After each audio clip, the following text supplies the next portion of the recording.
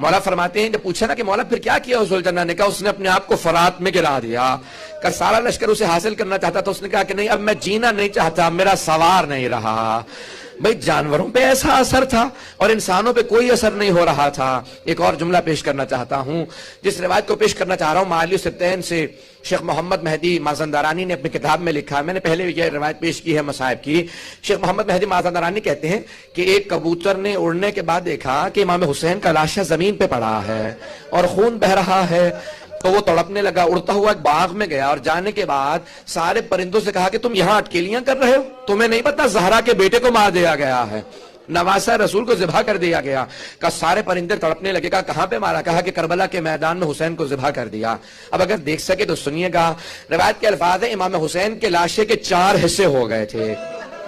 ایک سر تھا جو نیزے پہ بلند تھا، دوسرا لاشا تھا جو میدان کربلا میں پڑا تھا، تیسرا ان کا خون تھا جو ریت پہ بہ رہا تھا، چوتھے ان کی روح تھی جو اعلیٰ علیین میں پیوست ہو گئی تھی۔ اب سنیں گے، ایک مرتبہ سارے پرندے میدان کربلا میں آئے، جب پہنچے تو وہاں پہ دیکھا امام حسین کا خون بہ رہا ہے، وہ سارے کبوتر خون میں لوٹنے لگے، وہ اپنے پروں سے خون اٹھانے لگے، کہا نواسہ رسول کا خون بہ نہ جائے۔ سارے پرندوں نے اپنے پروں سے خون کو اٹھایا، ایک کبوتر اڑتا ہوا مکے کی طرف چلا گیا، دوسرا مدینے کی جانب چلا گیا، ایک نجف چلا گیا۔ اب شیخ محمد مہدی مازندرانی کہتے ہیں وہ جو کبوتر مدینے آیا تھا نا، تو کہا کہ وہاں پہ مدینے میں ایک یہودی تھا، مدینے کے باہر رہتا تھا، اس کی بیٹی لا علاج تھی، اسے برس کا مرض تھا، اس نے اپنی بیٹی کو، پرانے زمانے میں کہتے تھے ایک سے دوسرے کو لگ جائے گا، باہر مدینے سے لا کے ایک باغ میں بند کر کے رات کو چلا جاتا تھا، وہ نابینا بھی تھی۔ اب وہ نابینا بچی باغ میں، کہا بیٹی میں صبح آ کے لے جاؤں گا۔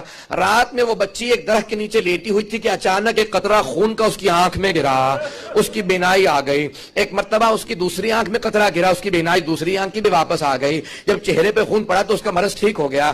صبح کو جب اس کا باپ آیا تو اس نے پوچھا بیٹی میں اپنی رات بیٹی کو یہاں چھوڑ گیا تھا، تم نے میری بیٹی کو تو نہیں دیکھا؟ اس بچی نے کہا بابا میں آپ کی بیٹی ہوں۔ کہا بیٹی کل رات میں تجھے بینائی کے بغیر چھوڑ کے گیا تھا، میں تجھے بیمار چھوڑ کے گیا تھا۔ کہا بابا کل رات سے یہ کبوتر مسلسل روتا چلا جا رہا ہے اور بار بار کہتا ہے واہ حسینا واہ حسینا۔ بابا اس کے پروں سے جو خون گرتا ہے اس سے شفا ہو جاتی ہے۔ اس یہودی نے فوراً کلام کیا، کہا تم کون ہو، کہاں سے آئے ہو، کس کا ذکر کر رہے ہو؟ کہا مسلمانوں کے جو نبی ہیں ان کے نواسے حسین کو مار دیا گیا ہے، کربلا کی نگری سے میں یہاں پہ آیا ہوں، وہ ایمان لے آیا۔ عزیزان گرامی، پرندوں میں یہ اثر تھا کہ جو پرندہ بھی دیکھتا تھا خون حسین کو وہ ایمان لاتا تھا۔ جانوروں میں یہ اثر تھا۔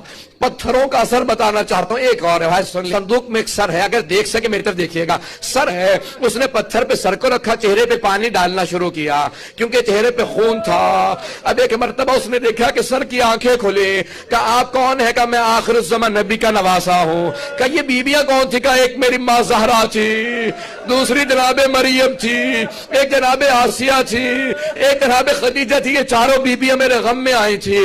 کہا جب میں آپ کے سر پہ پانی ڈالتا ہوں تو بال کیوں اترتے ہیں؟ کہ ان ظالموں نے میرے بالوں میں ہاتھ ڈالا تھا، اس وجہ سے میرے بال جتنے بھی ہیں یہ سارے زخمی، میرا چہرہ زخمی ہے۔ اس نے ایک مرتبہ جس پتھر پہ سر کو رکھا تھا دیکھا کہ اس پورے پتھر پہ نشان بن گئے ہیں، کہ یہ کیسے آثار ہیں؟ اس خون پاک کا یہ اثر تھا کہ اس پورے پتھر پہ محسوس یہ ہوتا تھا کہ اس پتھر سے خون بہ رہا ہے۔